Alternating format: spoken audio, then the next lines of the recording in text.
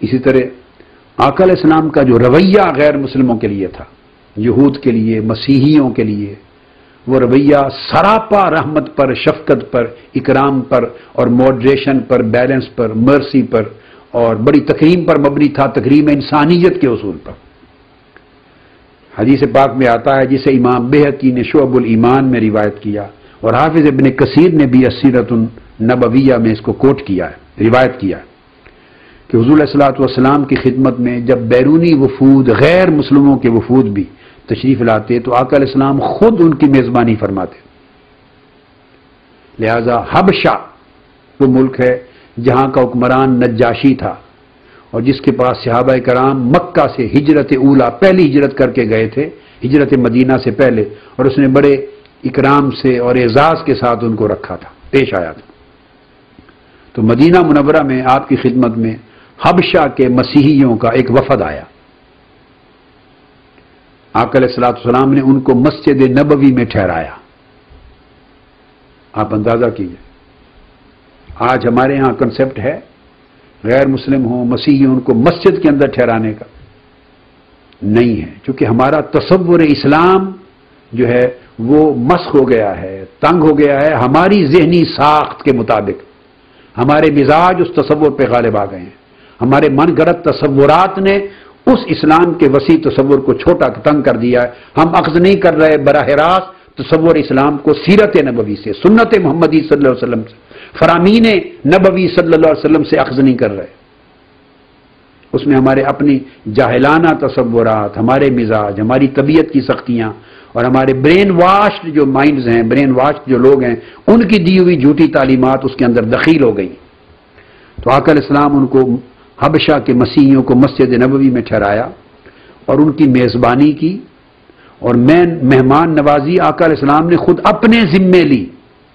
صحابہ کرام نے عرض کیا، یا رسول اللہ یہ موقع ہمیں عطا کیجئے، ہم جو موجود ہیں ہم مہمان نوازی کریں گے۔ آقا علیہ السلام نے فرمایا نہیں، انہم کانوا لاصحابنا مکرمین، یہ اس حبشہ سے آئے ہیں، جب ہمارے صحابہ اور ہمارے ساتھی وہاں گئے تھے تو یہ ان کے ساتھ بڑی اعزاز تکریم کے ساتھ پیش آئے تھے، بڑی عزت کے ساتھ پیش آئے تھے۔ لہذا انی احب ان اکافئہم، میں چاہتا ہوں کہ خود میں ان کے اس اعزاز و اکرام کے رویے کا بدلہ دوں۔ ان کا بادشاہ نجاشی نے یہ عمل کیا تھا، اس لیے میں اس کا خود بدلہ دینا چاہتا ہوں۔ یہ آقا علیہ السلام کا عمل اور اسلام کی تعلیم، اسلام کا سٹینس اور اسلام کا ویو پوائنٹ ہے۔ اسی طرح نجران سے مسیحیوں کا ایک وفد آتا ہے، نجران سے 14 رکنی وفد مسیحی لوگوں کا آقا علیہ السلام کی بارگاہ میں گفتگو کے لیے آتا ہے مدینہ طیبہ۔ آپ نے انہیں بھی مسجد نبوی میں ٹھہرایا۔ یہ ایک واقعہ نہیں، کئی واقعات ہیں، آقا علیہ السلام کی پالیسی ہے، مسجد نبوی میں ٹھہرایا۔ اور پھر ان کے نماز کا، ان کی اپنی عبادت کا وقت آ گیا۔ انہوں نے صحابہ کرام سے پوچھا، ہم اپنی عبادت کرنا چاہتے ہیں، وہ کہاں کریں؟ صحابہ کرام نے حضور علیہ الصلوۃ سے دریافت کیا۔ آقا علیہ السلام نے فرمایا، انہیں کہو اپنے مذہب کے مطابق ہماری مسجد نبوی میں ہی انہیں اپنی مذہبی رسوم کے مطابق عبادت کرنے کی اجازت ہے۔ سو مسیح وفد کی جانب پھر رخ کیا، کعبۃ اللہ کی طرف نہیں کیا۔ آپ اندازہ کر لیں، مسجد نبوی میں اپنی نماز پڑھی، عبادت کی، مگر رخ کعبۃ اللہ کی طرف نہیں کیا، اپنے مذہب کے مطابق سوئے مشرق رخ کر کے اپنی نماز ادا کی۔ ساری دنیا نے دیکھا، صحابہ کرام نے دیکھا، حکم رسول صلی اللہ علیہ وسلم کے تحت مسجد نبوی میں عیسائیوں نے اپنی نماز اپنے مذہب کے مطابق مشرق کی طرف رخ کر کے پڑھی۔ اسے امام ابن سعد نے الطبقات الکبریٰ میں بیان کیا، اسے امام ابن القیم نے زاد المعاد میں بیان کیا ہے، اسے امام قرطبی نے الجامع لاحکام القرآن میں بیان کیا ہے۔ طبقات ابن سعد جلد اول صفحہ 357، قرطبی الجامع لاحکام القرآن جلد چہارم صفحہ 4، امام ابن القیم کی زاد المعاد جلد 3 صفحہ 629، جو نسخے ہمارے پاس۔ اب اندازہ کیجئے آقا علیہ الصلوۃ والسلام تو اس قدر ماڈریشن کا، بیلنس کا، وسعت کا مظاہرہ فرمائیں تو یہی تصور دین کا ہے۔ مجھے اچھی طرح یاد ہے کہ ہمارے مسیحی بھائی پاکستان سے، ان کے مختلف ڈاکٹر اینڈریو فرانسس ملتان کے جو بشپ ہیں ان بشپ وہ آئے، ان کے ساتھ اور کچھ بشپس آئے، کچھ ان کے پاسٹرز آئے، کچھ فادرز آئے، کچھ ان کے مذہبی سماجی سوشل رہنما آئے، کوئی پولیٹیکل لیڈرز آئے، ایک بہت بڑا وفد تھا اپنا ایک روزہ افطار کرنے کے لیے، اپنے مذہب کے مطابق ایک روزہ افطار کرنے کے لیے منہاج القرآن میں آئے۔ ہم نے ان کے کھانے کا اہتمام کیا، روزہ افطار کیا، تو ڈاکٹر اینڈریو فرانسس نے مجھے کہا، جو بشپ ہیں ملتان کے، کیتھولک بشپ، انہوں نے کہا، اور نمائندہ سمجھے جاتے ہیں پوپ آف روم کے، کہ ہم نے نماز پڑھنی ہے اپنے مذہب کے مطابق، ہمارا اس وقت ٹائم ہو گیا تو ہم کہاں پڑھیں؟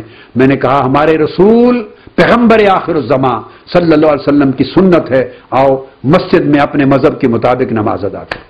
میں ان کو مسجد میں لے گیا، اجازت دی کہ یہاں اپنے مذہب اور اپنے عقیدے کے مطابق اپنی عبادت کرو، نماز پڑھو۔ یہ تھی سنت رسول صلی اللہ علیہ وسلم، جسے اپنایا۔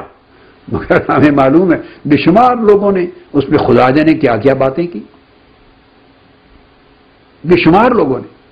اور اگلے دن میں کمپیوٹر پہ سن رہا تھا کسی مولوی صاحب کا بیان، انہوں نے اس بات کو کوٹ کرتے ہوئے، اسی بات کو کوٹ کرتے ہوئے پتہ نہیں کیا کیا برا بھلا کہا مجھے اور کیا کیا سنائی۔ مگر افسوس، میں ناراض نہیں ہوتا اس پہ، خفا نہیں ہوں، دعا کرتا ہوں کہ اللہ پاک فہم عطا کرے، دین کی صحیح معرفت عطا کرے، قلب و نظر میں وسعت عطا کرے، اور سیرت محمدی صلی اللہ علیہ وسلم کے مطالعہ کی توفیق عطا کرے۔ ہماری اندر کی تنگ نظریاں اور تعصبات نے دین کا امیج خراب کر دیا ہے۔ ہم دین کا کیا تصور اگلی نسلوں کو پیش کر رہے ہیں؟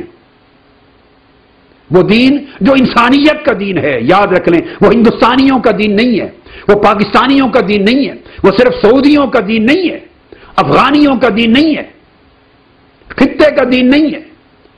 جہاں الحمدللہ رب العالمین پوری کائنات کے لیے اللہ رب ہے، وہاں وما ارسلناک الا رحمت للعالمین، ساری کائنات اور جملہ مخلوقات کے لیے حضور رسول اور رحمت ہیں۔ پوری کائنات اور جمی عوالم اور جمی مخلوقات کے لیے جو صاحب ہوش اور مکلف ہیں، حضور نذیر، مبشر اور نذیر بنا کے بھیجے گئے ہیں۔ اور سرت الی الخلق کافہ، ساری مخلوق کے لیے، جمی خلق کے لیے حضور رسول بن کے آئے ہیں۔ خواہ وہ اسلام قبول کرے یا نہ کرے، حضور اس کے رسول ہے صلی اللہ علیہ وسلم۔ وہ آقا علیہ السلام کی امت میں ہے۔ جس نے کلمہ اسلام پڑھ لیا وہ امت اجابت ہو گیا، جس نے اسلام کا کلمہ نہیں پڑھا سٹل دوسرے مذہب پر ہے، وہ امت دعوت ہے، مگر وہ بھی امت محمدی میں شامل ہے، اسے امت دعوت کا فرد کہا جائے گا، کیونکہ حضور کی دعوت اس کے لیے تھی، ہے، قیامت تک برقرار رہے گی، کیونکہ اسلام دعوت اور تبلیغ کا دین ہے۔ اور جس نے قبول کر لیا اسلام، مسلمان ہو گیا، وہ آقا علیہ السلام کی امت اجابت میں آ گئے۔ تو حضور علیہ السلام کو تو سب کے اوپر شہادت عطا کی ہے، سب کے اوپر نبوت اور رسالت عطا کی ہے۔ اور آپ نے ارشاد فرمایا یا ایھا الناس انی رسول اللہ الیکم جمیعا، کبھی نہیں فرمایا یا ایھا الذین آمنوا انی رسول اللہ الیکم جمیعا، یا ایھا المسلمین انی رسول اللہ الیکم جمیعا، نہیں فرمایا اے ایمان والو، اے مسلمانوں، کلمہ پڑھنے والوں، میں تم سب کی طرف اللہ کا رسول بن کے آیا ہوں۔ نہیں، قرآن مجید میں الحم سے والناس تک دعوت محمدی کا دائرہ کبھی اس طرح تنگ نہیں کیا گیا۔ فرمایا یا ایھا الناس، اے نسل بنی آدم، مسلمان ہیں، کافر ہیں، مومن ہیں، فاسق ہیں، نیک ہیں، بد ہیں، جس بھی مذہب کے پیروکار ہیں، یا ایھا الناس، اے کائنات انسانی، انی رسول اللہ الیکم جمیعا، میں تم سب کی طرف اللہ کا رسول بن کے آیا ہوں۔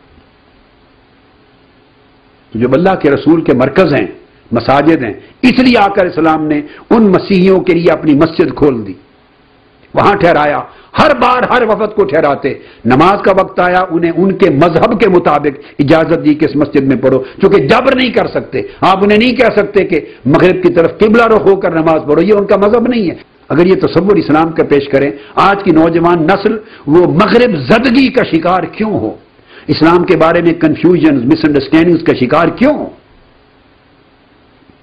یہ آقا علیہ السلام جتنی وسعت نظر، وسعت قلب، وسعت ظرف آقا علیہ السلام کے مشرب میں، مذہب میں، مسلک میں، دین میں، تعلیم میں، نبوت میں، رسالت میں اور دعوت میں ہے، دنیا کا کوئی مذہب، کوئی فلسفہ، کوئی لیڈر اپنی تعلیمات میں اس قدر وسعت نظر اور وسعت قلب کا مظاہرہ نہیں کر سکتا۔